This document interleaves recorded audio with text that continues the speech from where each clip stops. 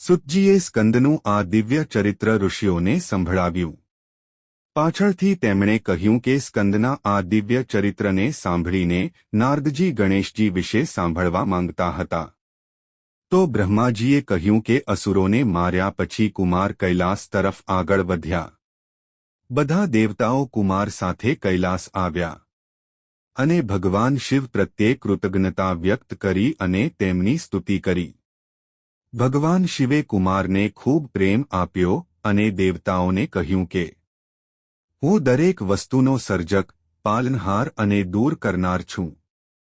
મારા મનમાં હંમેશા દેવતાઓ માટે દયાનો ભંડાર છે. તેથી જ્યારે પણ તમારી સામે કોઈ સમસ્યા આવે અને તમે તેને જાતે ઉકેલી ના શકો તો મારી પાસે આવો. હું તમને દુઃખમાંથી મુક્ત કરીશ. આ શબ્દો સાંભળીને બધા ખૂબ જ પ્રસન્ન થયા અને ભગવાન શિવની સ્તુતિ કરીને તેમને પ્રણામ કરીને પોતપોતાની દુનિયામાં ચાલ્યા ગયા. હે નારદ, શિવજીના ચરિત્ર અને શિવજીની કથા પ્રત્યેની તમારી ભક્તિથી હું પ્રસન્ન થયો છું. ભગવાન શિવ માટે તમારો પ્રેમ ખૂબ જ શુભ અને મુશ્કેલીઓનો નાશ કરનાર છે. એમ કહીને બ્રહ્માજીએ ગણેશના ચરિત્રનું વર્ણન કરવાનું શરૂ કર્યું. તેમણે કહ્યું કે હું ગણેશજીની ઉત્પત્તિની વાર્તા કલ્પના પરિપ્રેક્ષ્યથી કહું છું. એકવાર પાર્વતી જયા અને વિજયા નામની બે સખીઓ સાથે સ્નાન કરતી હતી.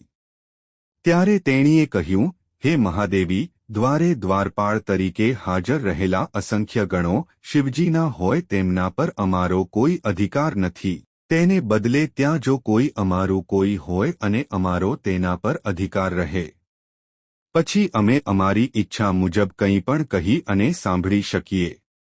ત્યારબાદ પાર્વતી આ વાત ભૂલી ગયા.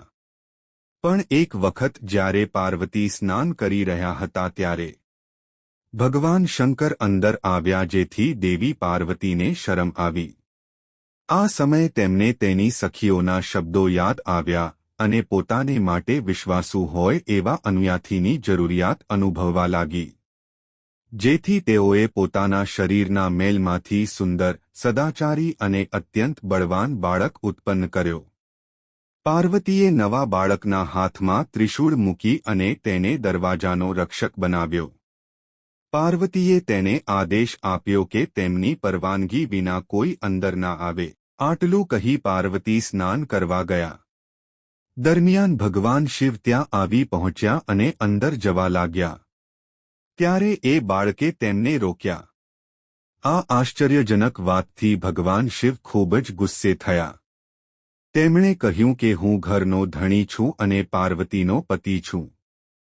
તેથી બાળક તું મને મારા ઘરમાં જતા કેવી રીતે રોકી શકે? તારી આ ક્રિયા એક અંધીકૃત પ્રયાસ છે અને મૂર્ખતાપૂર્ણ પણ છે. એમ કહીને ભગવાન શિવ સત્તા સાથે ઘરમાં પ્રવેશવા લાગ્યા. જ્યારે બાળકે તેમને ફરીથી રોક્યા ત્યારે ભગવાન શિવે તેમના ગણોને એ બાળકને સમજાવવા કહ્યું. ભગવાન શિવના ગણોએ બાળકને સમજાવવાની કોશિશ શરૂ કરી અને તેને કહ્યું કે શિવને દગો ન આપો. શિવ સાથે દગો કરવો સારો નથી. પરંતુ તે બાળકે તેમને માર્યો અને તેમને વિદાય આપી. આ રીતે ઘણી વખત ભગવાન શિવના ગણોએ તેને સમજાવવાનો પ્રયાસ કર્યો, પણ એ બાળક માતા પાર્વતીની પરવાનગી વિના કોઈને અંદર ના જવા દેવાના આદેશને વળગી રહ્યો. આના પર શિવગણોએ તેના પર હુમલો કર્યો પરંતુ તેઓ બાળકને હરાવી શક્યા નહીં. ઉલટું તેઓએ પોતે જ ભાગવું પડ્યું. અહીં હે નારદ, જ્યારે તમને અને મને આ ઘટનાની જાણ થઈ અને પછી તમે ઇન્દ્ર જેવા દેવોને આ ઘટના કહી ત્યારે અમે બધા સાથે મળીને શિવલોક ગયા. ત્યાં સૌ પ્રથમ મેં બાળકને સમજાવવાની કોશિશ કરી, પરંતુ મારી વાત સાથે સહમત ના થતાં તેણે મારી દાઢી ખેંચવાનું શરૂ કર્યું. મેં તેને મારી ઓળખાણ આપી પણ તેનો કોઈ પ્રભાવ તેની પર પડ્યો નહીં અને તેણે ત્રિશૂળ ઉપાડી મારા પર હુમલો કર્યો. જ્યારે હું પાછો આવ્યો અને ભગવાન શિવને બધું કહ્યું ત્યારે ભગવાન શિવ પોતે તેમની સાથે યુદ્ધ કરવા તૈયાર થઈ ગયા. તેઓનું સૈન્ય પણ શિવજીને અનુસરવા લાગ્યું. ત્યાં પહોંચ્યા પછી વિષ્ણુજીએ બાળક પર ભયંકર હથિયારોથી હુમલો કરવાનું શરૂ કર્યું. પરંતુ તે જરા પણ વિચલિત ના થયો.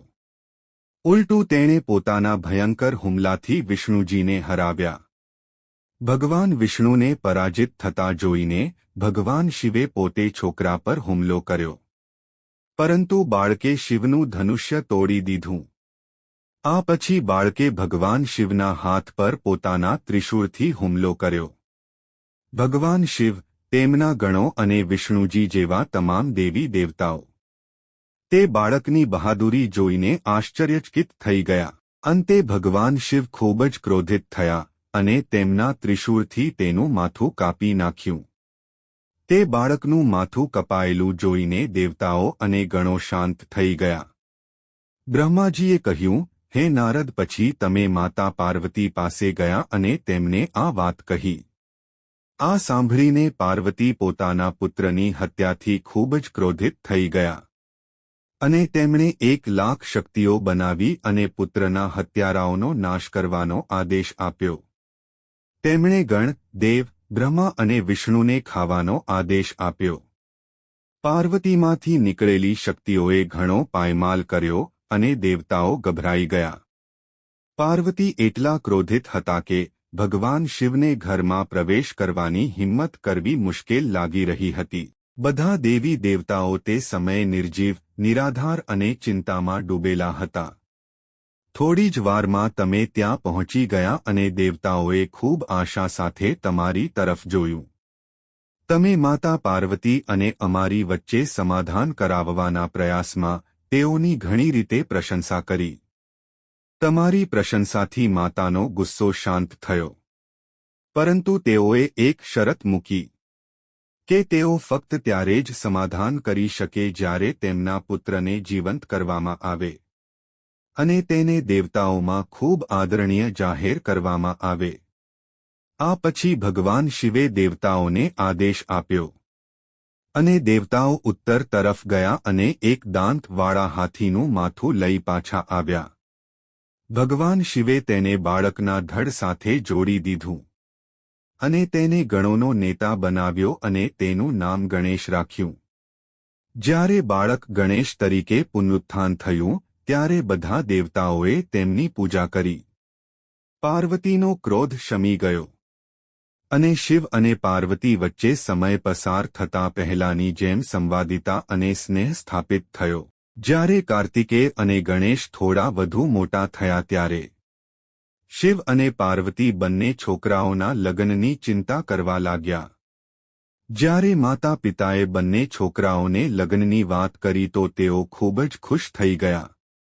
તેઓ એકબીજાથી પહેલા લગ્ન કરવા વિનંતી કરવા લાગ્યા. બાળકોનો આ આગ્રહ જોઈને ભગવાન શિવે તેમની સમક્ષ એક શરત મૂકી કે તમે બંને પૃથ્વીની પ્રદક્ષિણા કરો.